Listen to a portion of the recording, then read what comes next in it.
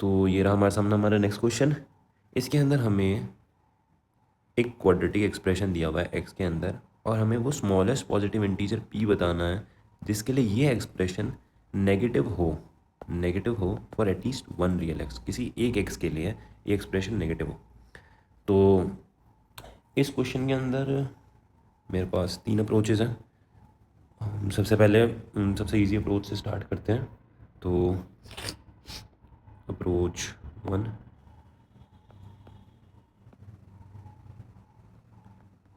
ठीक है ना। अप्रोच 1 हो जाएगी हमारी, जिसमें हम ऑब्जर्वेशन लिखते हैं सबसे पहले।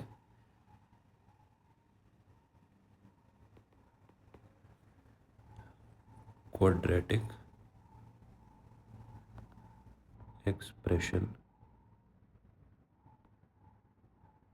Is minimum at x equals minus b by 2। जब आप एक क्वाड्रेटिक इक्वेशन का ग्राफ देखोगे, इसका मतलब क्या है कि जब आप एक क्वाड्रेटिक इक्वेशन का ग्राफ देखोगे तो वो चाहे कैसा भी ग्राफ हो, मैं 3 पॉसिबल ग्राफ्स बना देता हूँ यहाँ पे, ऐसा, ऐसा एंड ऐसा। तो एक क्वाड्रेटिक इक्वेशन का ग्राफ ऐसा होता है, ठीक है ना। पैराबोला बोलते हैं इसको। तो आप देख सकते हो कि ये एक पर्टिकुलर वाई तक जाता है और उसके बाद रिवर्स कर जाता है, ठीक है ना। तो इससे नीचे तो वो जा ही नहीं पाया, यानी कि मिनिमम। अब मैंने यही 3 ग्राफ क्यों बनाया, क्योंकि कोफिशिएंट ऑफ एक्स स्क्वायर 1 है, पॉजिटिव है, इसलिए ग्राफ अपवर्ड ओपनिंग होगा, ठीक है ना। ये सेम, ये भी एक मिनिमम वैल्यू तक गया और उसके बाद उठ गया, रिवर्स कर गया। सेम इसके अंदर भी है। तो इसकी, इस ग्राफ की जो मिनिमम वैल्यू है ना, वो कब आती है? वो माइनस बी बाई 2a पर आती है, राइट। वो आती है माइनस बी बाई 2a पर, ठीक है ना। रूट्स का एवरेज भी होता है ये वैसे, ठीक है। मतलब अल्फ़ा प्लस बीटा बाई 2 करोगे तो alpha plus beta minus b by होता है, और उसको आधा कर दो तो ये रूट्स का एवरेज भी होता है। जैसे ये रूट है, ये रूट है, इन दोनों को सम कर दो, डिवाइड बाई 2 कर दो तो मिड पॉइंट मिल जाएगा, वही आपका वो पॉइंट होता है, ठीक है। तो अब मैं इस चीज़ को यूज़ कैसे करूँगा? अब मुझे इसने क्या बोला है ना कि ये जो क्वाड्रेटिक एक्सप्रेशन है ये नेगेटिव होना चाहिए। अब एक क्वाड्रेटिक जो कि अपवर्ड ओपनिंग है, वो अगर उसके अगर कोई रूट्स नहीं हुए, ठीक है ना, अगर उसके कोई रूट्स नहीं हुए तो वो तो हमेशा पॉजिटिव रहेगी। अगर उसके रिपीटेड रूट्स हुए तो वो हमेशा ग्रेटर देन इक्वल्स टू 0 होगी, कभी नेगेटिव तो नहीं होगी। अगर उसके रूट्स हुए रियल एंड डिस्टिंक्ट, ठीक है ना, सेम नहीं होने चाहिए, तभी वो इस रीजन में नेगेटिव हो सकती है, अदरवाइज पॉजिटिव होगी। तो आपको एटलीस्ट एक रियल एक्स, यानी कि वो कोई ना कोई रियल एक्स, जैसे इस एक्स के लिए भी ये वैल्यू, ये एक्सप्रेशन नेगेटिव होगा, इसके लिए भी नेगेटिव होगा, इसके लिए भी नेगेटिव होगा, इसके लिए भी नेगेटिव होगा, तो आपको एक एक्स तो मिल ही गया ना, ठीक है। तो अब हमें वैसा पी फाइंड करना है जिसके लिए हमारे पास रियल एंड डिस्टिंक्ट रूट्स हो, ठीक है ना। तो ये हमारी ऑब्जर्वेशन से हमें मिलेगा कि R M is to find smallest p such that, इसको मैं स्टार बोल देता हूँ, star has real and distinct roots, real and distinct roots. तो रियल एंड डिस्टिंक्ट रूट्स होने के लिए क्या होना चाहिए आपके पास? d पॉजिटिव होना चाहिए। d क्या होता है? B square minus 4ac positive होना चाहिए। अब यहाँ b क्या है? यहाँ पर है 2p का स्क्वायर माइनस 4, ए हमारा 1 है, c हमारे पास है 3p प्लस 4, ये हमारा पॉजिटिव होना चाहिए। अब इस 4 से ये दोनों राइट हैंड साइड में चले जाएंगे तो हमारे पास आ जाएगा p square minus 3p minus 4 greater than 0। आप इसको फैक्टराइज कर सकते हो, ये हो जाएगा p plus 1 and p minus 4 I guess, p plus 1 and p minus 4 is greater than 0। अब इसको सॉल्व करने के लिए आपको वेवी कर्व आना चाहिए, बेसिक चीज़ है वेवी कर्व, कुछ नाम में ऐसा कुछ खास नहीं है, बस मेथड को बोलते हैं ऐसा। उसके अंदर क्या करना होता है आपको, ये देखना होता है कि ये ब्रैकेट्स जो मल्टीप्लिकेशन हो कब कब 0 हो रहे हैं। जैसे पहला ब्रैकेट -1 पे 0 होगा, दूसरा ब्रैकेट 4 पे 0 होगा। अब अगर मैं 4 से आगे देखूँ, 4 से आगे कोई भी p की वैल्यू जो 4 से आगे देखूँगा, लेट से p5 लूँगा, तो ये भी पॉजिटिव, ये भी पॉजिटिव। तो यहाँ पर आप कोई भी वैल्यू लोगे ना तो वो पॉजिटिव, इस एक्सप्रेशन की वैल्यू पॉजिटिव ही आएगी। ऐसे अगर आप यहाँ बीच में आ जाओगे तो ये वाला ब्रैकेट तो पॉजिटिव होगा, ये वाला नेगेटिव हो जाएगा, तो ओवरऑल एक्सप्रेशन की वैल्यू नेगेटिव आ जाएगी। जब आप इससे पीछे जाओगे -1 से तो ये भी नेगेटिव, ये भी नेगेटिव, तो इन दोनों का प्रोडक्ट पॉजिटिव हो जाएगा, तो ये पॉजिटिव आ जाएगा। तो यहाँ पॉजिटिव नेगेटिव पॉजिटिव, तो हम इसको लिख लेते हैं। यहाँ पर पॉजिटिव है, यहाँ नेगेटिव है, यहाँ पॉजिटिव है। ऑलराइट, तो हमें क्या चाहिए? पहली बात तो p पॉजिटिव होना चाहिए। हमें क्या बोला? स्मॉलेस्ट पॉजिटिव इंटीजर, ठीक है ना, पॉजिटिव होना चाहिए और इंटीजर होना चाहिए p, राइट। तो ये वाला रीजन इस इनइक्वालिटी को तो सेटिस्फाई कर रहा है, पर यहाँ पर हमें p जो होंगे ना वो नेगेटिव मिलेंगे। ये वाला रीजन हमारे काम का है, बिकॉज इसके अंदर ना p पॉजिटिव है और हमें इंटीजर फाइंड करना है। हम इस वाले को नहीं ले सकते बिकॉज 4 के लिए ये एक्सप्रेशन 0 हो जाएगा, तो 4 अलाउड नहीं है, ठीक है ना, ऐसे -1 भी अलाउड नहीं है। तो ये जो जगह है ना ये अलाउड नहीं है ओपन सर्कल का, मतलब हम इनको कंसिडर नहीं कर सकते। हमारे लिए ये रीजन काम का है और ये रीजन काम का है, राइट। तो यहाँ से हमें मिनिमम p क्या मिल जाएगा? मिनिमम p हो जाएगा 5। आंसर हो जाएगा p = 5, बिकॉज 5 डालोगे तो ये भी पॉजिटिव भी आ रहा है, p एक इंटीजर भी है, p पॉजिटिव इंटीजर भी है और इस इनइक्वालिटी को सेटिस्फाई भी कर रहा है। तो ये थी हमारी अप्रोच 1, ठीक है। अब हम मूव करते हैं हमारी अप्रोच 2 पर।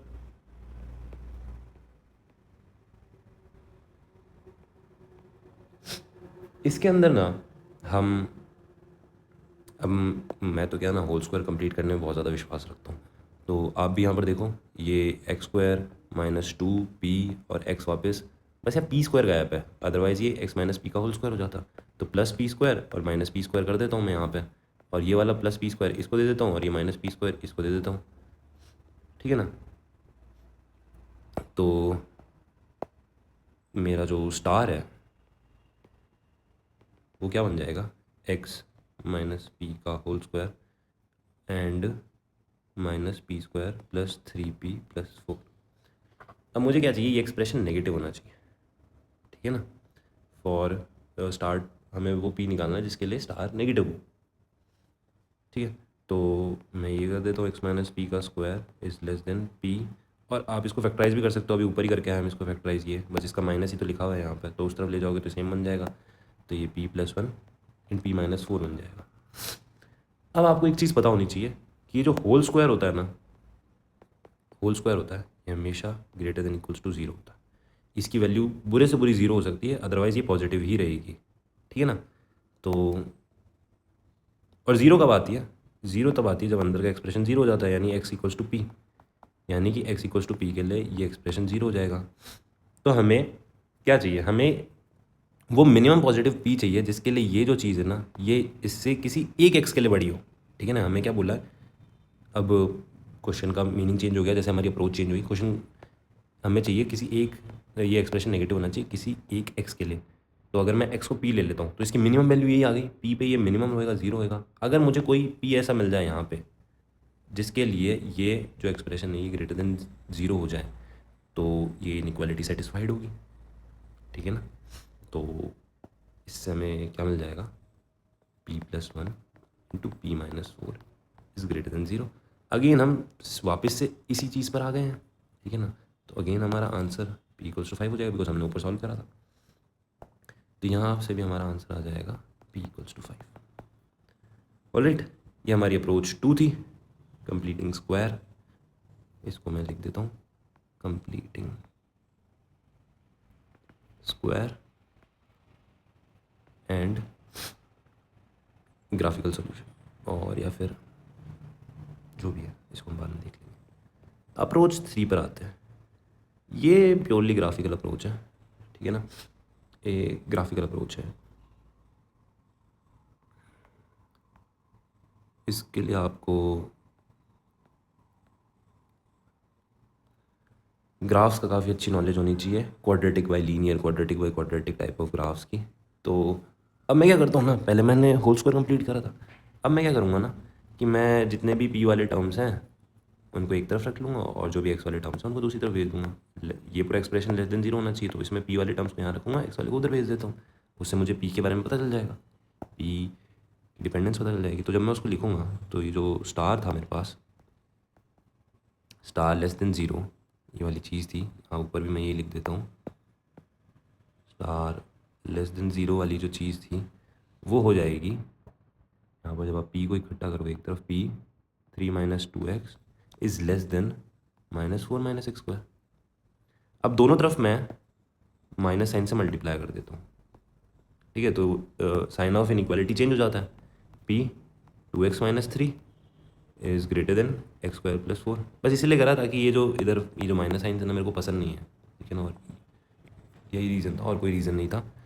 अब देखो मैंने आपको पहले ही बता रखा है कि आप इसको डायरेक्ट इसके डिवीजन में नहीं भेज सकते बिकॉज आपको इसका साइन नहीं पता है, ठीक है ना। तो हम क्या करेंगे ना, अब ये लीनियर टर्म है तो इसका साइन देखना बहुत ईजी है। अगर x 3/2 से बड़ा हुआ तो ये एक्सप्रेशन पॉजिटिव होगा, ठीक है ना। 3/2 पे 0 हो जा रहा है, उससे बड़ा आपको डाल दोगे, जैसे 4 डाल दो तो 4 2 8 माइनस 3 तो 5, तो ये पॉजिटिव है, यानी आगे सबके लिए पॉजिटिव है। तो मैं क्या करूँगा ना, केसेस बना लूँगा यहाँ पे, दो ही केस बनेंगे। केस 1 जो होगा ना वो होगा x ग्रेटर देन 3/2 के लिए। जब x 3/2 से बड़ा है तब ये पॉजिटिव है, तो मैं क्या करूँगा 2x माइनस 3 से यहाँ डिवाइड करूँगा, 2x माइनस 3 से यहाँ डिवाइड करूँगा। अब मैं पॉजिटिव चीज़ से पूरी इक्वेशन को डिवाइड कर रहा हूँ तो साइन सेम रहेगा, तो ये कैंसिल हो जाएगा और ये यहाँ आ जाएगा। ऑलराइट, तो p is greater then x square plus 4/2x minus 3। अब मैं सेम टाइम पे केस 2 भी लिख लेता हूँ, ठीक है ना। Case 2 x is less than 3/2। अब ये नेगेटिव हो जाएगा, ठीक है ना, ये नेगेटिव हो जाएगा। अगेन मैं डिवीजन करूँगा तो अब की बार मैंने नेगेटिव चीज़ से पूरी इक्वेशन को डिवाइड करा, ठीक है ना। तो ये कैंसिल तो होगा लेकिन साइन ऑफ इनइक्वालिटी चेंज हो जाएगा। ऑलराइट, तो p is less than x square plus 4/2x minus 3, ठीक है। तो अब दोनों तरफ ये चीज़ और ये चीज़ आ रही है तो हमें इसका ग्राफ ड्रॉ करना पड़ेगा।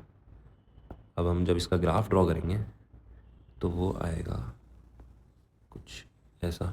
इसके अंदर देखो, जिनको थोड़ा बहुत आइडिया है मैं रिवीजन करा देता हूँ। ये चीज़ 0 कब होगी, 3/2 पे। तो 3/2 पे ये जो एक्सप्रेशन है ये या तो इन्फिनिटी की तरफ जाएगा या माइनस इन्फिनिटी की तरफ जाएगा, ठीक है ना। तो इस एक्सप्रेशन पे यहाँ एक इसको एसिम्प्टोट बोलते हैं। अब जिनको नहीं पता है उनका वो बाद में सीख जाएंगे जब आपको ग्राफ्स पढ़ा देंगे, पर जिनको पता है उनके लिए। अब ये तो हो गई वैल्यू, ये वैल्यू होगी 3/2। 3/2 पे एसिम्प्टोट है और हमें ये देखना होगा कि 3/2 से आगे इस एक्सप्रेशन की क्या वैल्यू है। तो जैसे हम इस पूरे इक्वेशन में 3/2 से आगे जाएंगे तो ये पॉजिटिव है, ये तो हमेशा ही पॉजिटिव होता है। तो 3/2 से आगे पॉजिटिव वैल्यू यानी कुछ ऐसा होना चाहिए, ठीक है, यहाँ पे। और सिमिलरली अगर ये वैल्यू यहाँ प्लस इन्फिनिटी जा रही है तो यहाँ माइनस इन्फिनिटी जा रही है, तो ये ग्राफ्स कुछ ऐसा होना चाहिए। अभी इसको कट करेगा, उसके लिए आपको देखना पड़ेगा कि ये एक्सप्रेशन कभी जीरो होगा क्या। ये एक्सप्रेशन कभी जीरो नहीं हो सकता बिकॉज न्यूमरेटर जीरो नहीं हो रहा है। न्यूमरेटर जीरो नहीं हो रहा है यानी कि ये ऊपर ऊपर ही रहेगा, ठीक है ना, ये और यहाँ ये नीचे नीचे ही रहेगा। तो हमें ये मिनिमम और ये मैक्सिमम वैल्यू यहाँ पर निकालनी पड़ेगी। उसके लिए आप इस पूरे एक्सप्रेशन को डिफ्रेंशिएट कर सकते हो, ठीक है ना, जो मैं करके दिखा दूँगा। तो हमारा ग्राफ हम मोटा मोटा यहाँ ऐसे प्लॉट कर लेते हैं, ठीक है ना। अब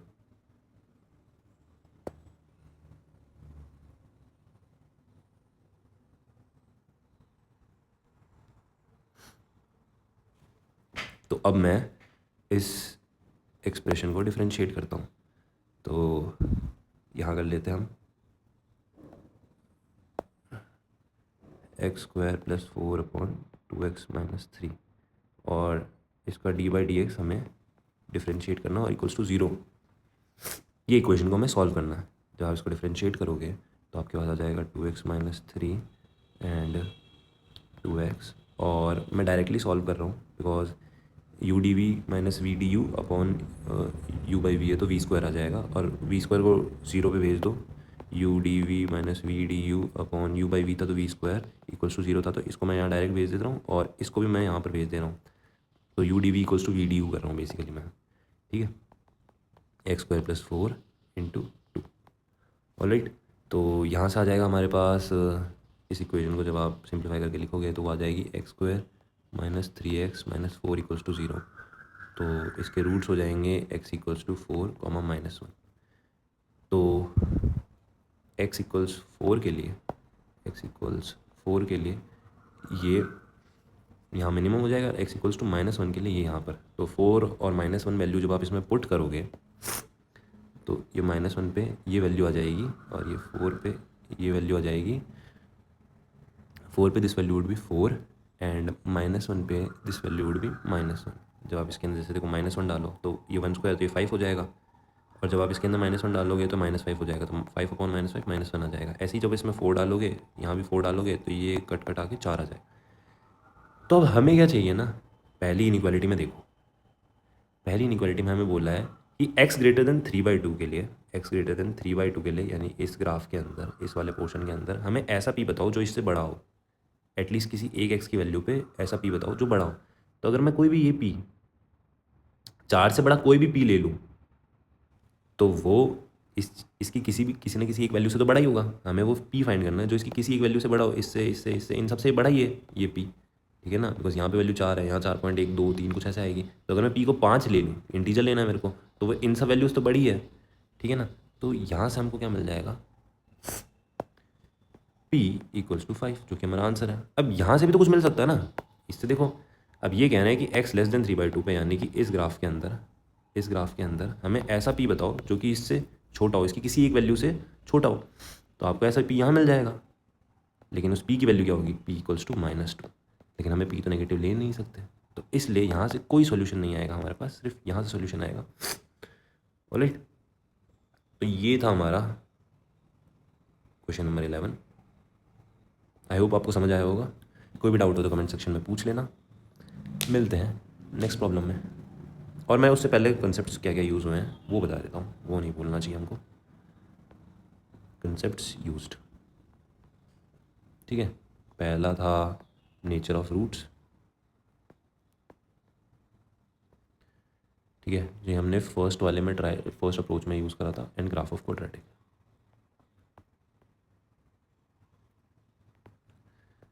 थर्ड नंबर पे था हमारे पास wavy curve for inequality solving.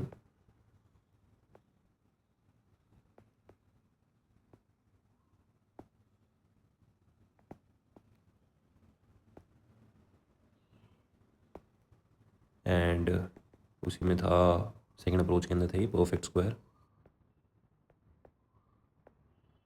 Is always greater than equals to 0। पांचवें पे था हमारे पास ये थर्ड अप्रोच के अंदर graph of quadratic over linear. तो ये कंसेप्ट यूज थे, कंसेप्ट ही काम आते हैं, कंसेप्ट ही रिपीट होते हैं, सवाल नहीं रिपीट होते। ऑलराइट, तो मिलते हैं नेक्स्ट क्वेश्चन में।